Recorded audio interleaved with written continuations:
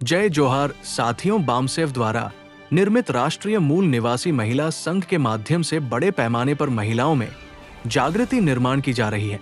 इसी के तहत महाराष्ट्र के पुणे में एक महिला सम्मेलन में माननीय निशा वामन मेश्राम, इन्होंने महिलाओं को अत्यंत महत्वपूर्ण संदेश दिया। आइए देखते हैं उन्होंने क्या कहा।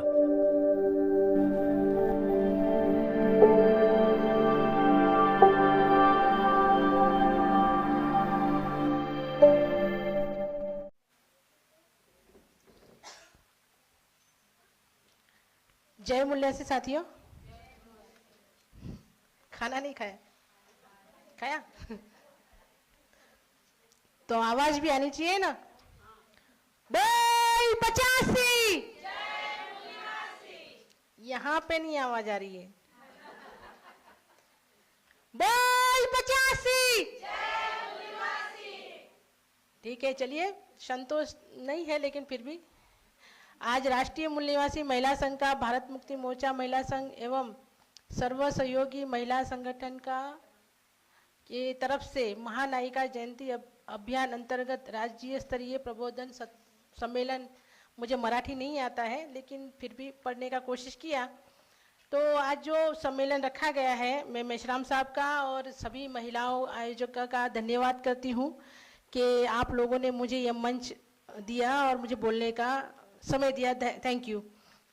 आज माता जिजाऊ का जन्म जयंती है, उसके अवसर पे हम सभी लोग यहाँ पर इकट्ठा हुए हैं। तो माँ का बर्थडे हो और माँ के बर्थडे के दिन बेटियां ना हो तो ये तो कह ही नहीं सकते कि मतलब ये सम्मेलन अधूरा रहता है।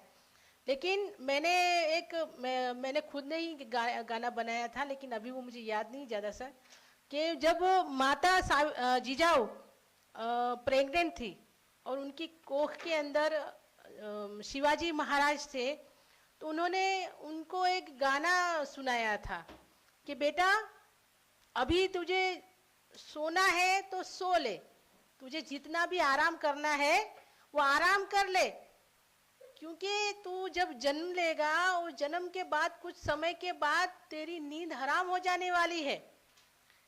तुझे जैसे धरती पर तू पैदा होने वाला है, उस धरती पर ऐसे लोग हैं, ऐसी व्यवस्था है, तुझे सोने नहीं देने वाली है।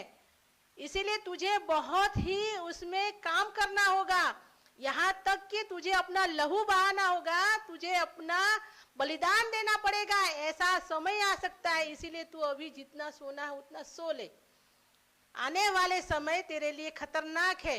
तो मैं अभी जितनी भी महिलाएं यहाँ पर बैठी हुई हैं, उन सभी महिलाओं को कहना चाहती हूँ कि आप सभी महिलाओं ने अपने अपने कोख से पैदा बच्चे कर लिए हैं, लेकिन जो बच्चे पैदा हुए हैं उन बच्चों को मैं और आप सभी महिलाओं को कहना चाहती हूँ कि आज के समय के अंदर अभी जो समय चल रहा है वो आर पार की जंग वाली लड़ाई चल रही है।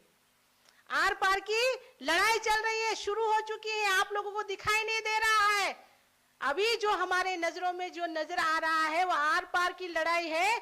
हमारे ऊपर, मेश्राम साहब के ऊपर जो सब कुछ हो रहा है वो आप लोगों को नजर नहीं आता होगा, लेकिन वो आरएसएस और बीजेपी का हथकंडा है। वो हम लोगों को खत्म करने की कोशिश कर रहा है। लेकिन मैं मेश्राम साहब को धन्यवाद करती हूँ कि इतना सब कुछ होने के बाद भी ये आदमी ऐसे खड़ा हुआ है जैसे एक वट वृक्ष होता है।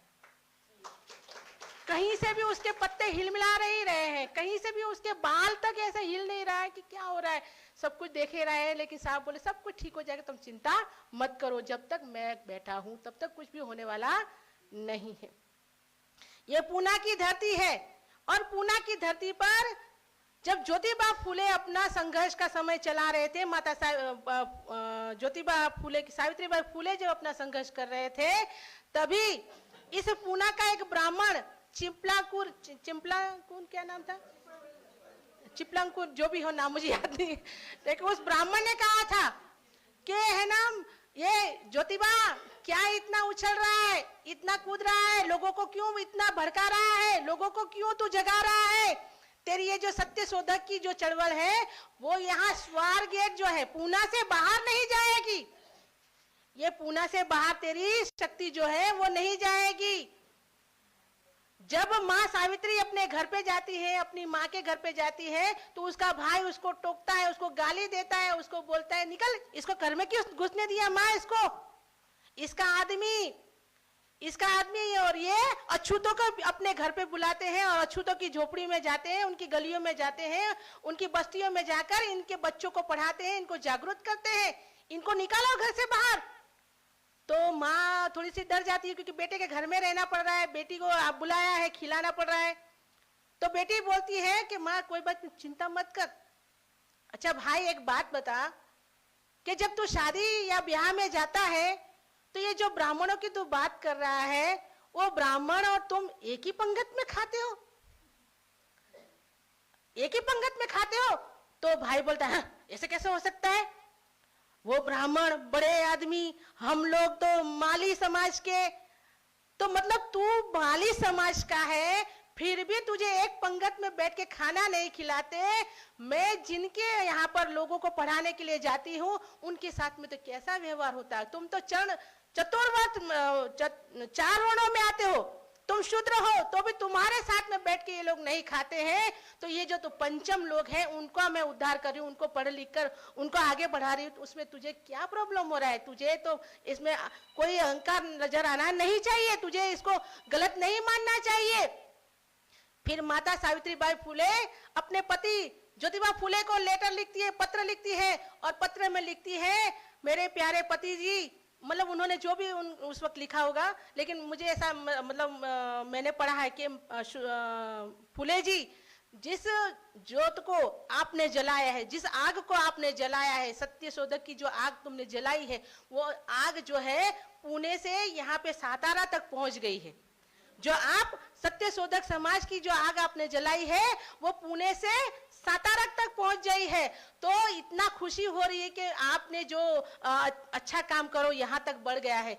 तो मैं इस विषय को इसलिए बोल रही हूँ कि मुझे जब पहली बार मेश्राम साहब और मेरी माँ के कारण मुझे अमेरिका जाने का मिला, जब मुझे मौका मिला, तो अमेरिका जाकर मैंने ज्योतिबा फुले और बाबा साहब आम्बेडकर की बात कही।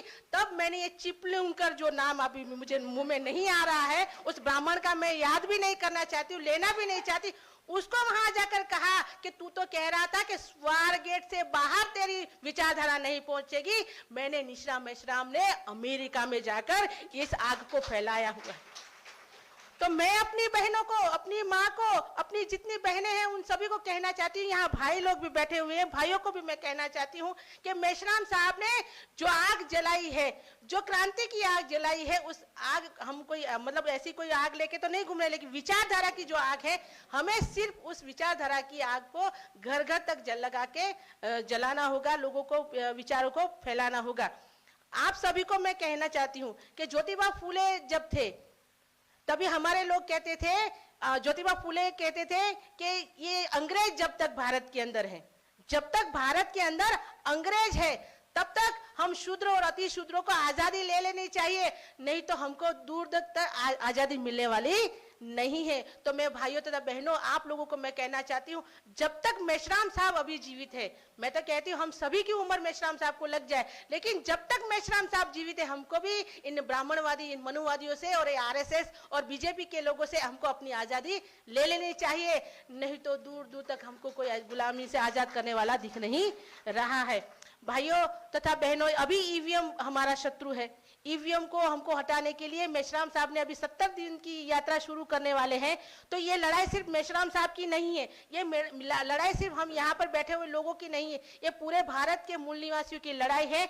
इस ईवीएम को जब तक हम हटाएंगे नहीं, तब तक हम आजाद होने वाले नहीं है। मेश्राम साहब कहते हैं कि हमारी और आजादी के बीच केवल कौन है? समय है। लेकिन मैं कहती हूं कि हमारी और आजादी के बीच में समय के साथ साथ ईवीएम भी है। जब तक हम ईवीएम को हटाएंगे नहीं, तब तक हमको आजादी मिलने वाली नहीं है। आप लोगों ने बहुत कुछ मेश्राम साहब को भी हमको सुनना है, और एक छोटी सी बात कहकर मैं अपनी वाणी को विराम को दूंगी कि महिलाएं चिड़िया होती है, महिलाएं चिड़िया होती है, बेटियों को चिड़िया कहते हैं, तितलियां कहते हैं।